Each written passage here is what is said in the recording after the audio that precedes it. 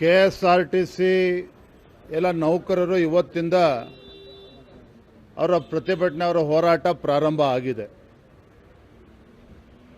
ರಾಜ್ಯ ಸರ್ಕಾರಕ್ಕೆ ಇದರ ಮಾಹಿತಿ ಮುಂಚಿತವಾಗಿ ಇದ್ದರೂ ಸಹ ಈ ವಿಚಾರವನ್ನು ಗಂಭೀರವಾಗಿ ತೆಗೆದುಕೊಳ್ಳದೇನೆ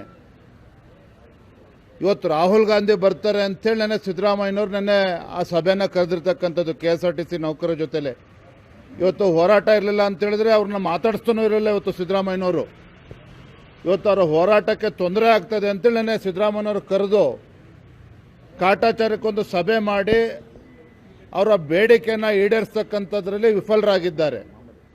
ಅವರು ಇಟ್ಟಿರ್ತಕ್ಕಂಥ 2 ಬೇಡಿಕೆಗಳು ಮಾತ್ರ, ಅದನ್ನು ಈಡೇರಿಸೋದಕ್ಕೆ ಸಾಧ್ಯ ಆಗಲ್ಲ ಅಂತೇಳಿದ್ರೆ, ಅದಕ್ಕೆ ಹಣಕಾಸಿನ ಮುಂಗಟ್ಟಿದೆ ಅಂತೇಳಿದ್ರೆ, ಇದಕ್ಕೆ ಸಿದ್ದರಾಮಯ್ಯನವರೇ ಅದನ್ನು ಜವಾಬ್ದಾರಿ ತೆಗೆದುಕೊಂಡು ಸಮಸ್ಯೆಗೆ ಉತ್ತರವನ್ನು ಕಂಡುಕೊಳ್ಬೇಕು, ಪರಿಹಾರವನ್ನು ನೀಡಬೇಕು.